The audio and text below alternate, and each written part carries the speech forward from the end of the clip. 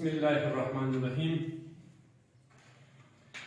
راځو دې پوښتنې ته چې د کسرونو په تقسیم کې کله چې موږ تاسې کسرونه یو له بل سره باندې تقسیموو، نو په دې حالت کې ولې لومړی کسر په خپل حال باندې پاتې کېږي او د دې په مقابل کې دوهم کسر سرچپه کېږي، بیا د هغه څخه وروسته به شي کې د تقسیم علامه هم په ضرب باندې اوړي. دغسې حالت ولې وکېږي؟ د تقسیم علامه ولې په ضرب باندې اوړي او همدارنګه دوهم کسر ولې سرچپه کېږي؟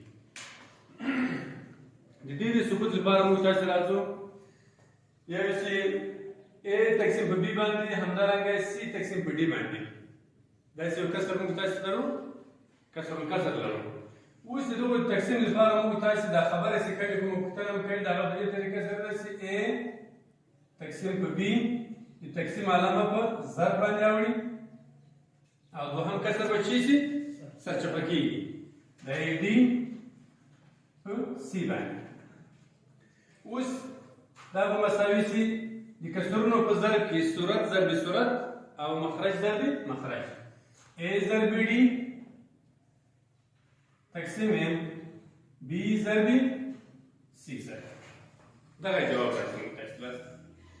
یا مثلا دا موږ تاسې کولی شو په یو بیلګه کې روښانه کړه.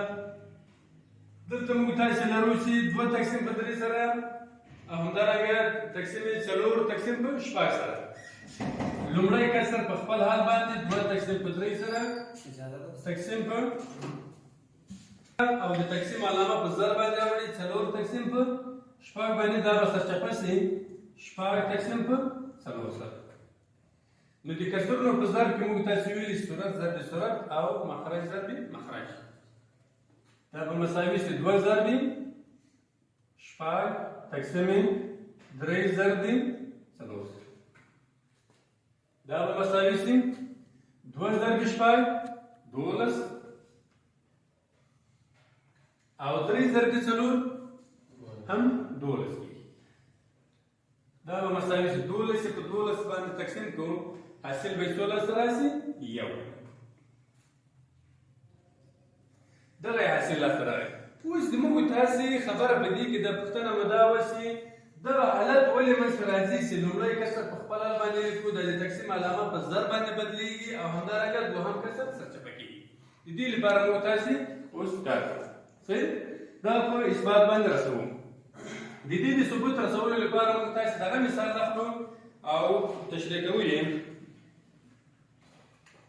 دوه تقسیم په درې، همدارنګه تقسیم څلور تقسیم په شپږ. دا به مساوي شي دوه تقسیم په درې سره کسرې خط لیکو او څلور تقسیم په شپږ سره. که چیرې موږ تاسې د کسرونو کې عین شی ور اضافه کړو، ور ضرب یې کړو، ځینې تفریق یې کړو، ورباندې تقسیم یې کړو، په عملیه کې کوم تغیر نه راځي. موږ تاسې څه کار کوو؟ د دغه برعکس، د دغه کسر برعکس یا سرچپه هم په صورت کې ورضربوو هم په مخرج کې ورضربوو. د دغه برعکس موږ تاسې هم په صورت کې ورضربوو هم په مخرج کې. د دغه برعکس څه شی ده؟ شپږ تقسیم په څلور سره او همدارنګه په صورت کې هم ورضربوو چې شپږ تقسیم په څلور سره. دا به مساوي شي. اوس په دې ځای کې موږ تاسې دغه شپږ د دغو شپږو سره اختصارولی شو، دغه څلور له دغو څلورو سره اختصارولی شو. مخرج کې عموما په مخرج کې به څه پاتې شي؟ تنها یو پاتې کېږي. دا ټول مخرج به څه پاتې شي؟ یو پاتې کېږي.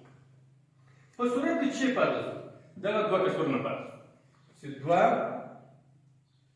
تقسیم په درې ضرب د شپږ تقسیم په څلور سره عمومي مخرج کې څه پاتې و؟ یو پاتې. نو که چیرې موږ تاسې دغه عملیه ټوله په یو باندې تقسیم کړو، بېرته هغه حاصل لاسته راکوي، بېرته هغه عملیه لاسته راکوي. نو داسې په دې تقسیم کولو د یو لیکلو ضرورت نشته. موږ تاسې که چیرې بېرته هم ولیکو چې دوه تقسیم په درې ضرب د شپږ تقسیم په څلور سره. بېرته موږ تاسې راځو د کسرونو په ضرب کې موږ تاسې ویلي صورت ضرب صورت او مخرج ضرب مخرج.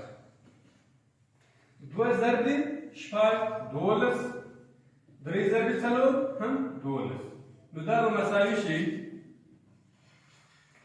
12 په 12 باندې تقسیم کړو یا 12 له 12 سره اختصار څه پاتې کېږي یو به حاصل پاتې نو دغه حاصل او دغه حاصل عین شی راووت د موږ تاسې خبره په دې کې وسي کله چې موږ تاسې که سترګې پر بل باندې تقسیموو لومړی کسر په خپل حال باندې لیکو د تقسیم علامه په ضرب باندې راوړي او دوهم کسر سرچپه کوو دا کار ولې کوو د دې کار لپاره موږ تاسې دغه مثال د ثبوت په شکل باندې وړاندې کړو چې د مخرج معکوس هم په مخرج کې وضربوو یا د مخرج سرچپه هم په مخرج کې وضربوو هم په صورت کې وضربوو دغه دواړو هم په مخرج کې وضربوو د مخرج معکوس یا سرچپه هم په مخرج کې وضربوو هم په صورت کې نو راځو دا نور عملي ورباندې اجرا کوو په اخر کې موږ تاسې دغه حالت ته بېرته رسېږو چې لومړی کسر په خپل حال باندې تقسیم علامه په ضرب واوښتله او د تقسیم دوم کسر سرچپه کېږي سره خلاص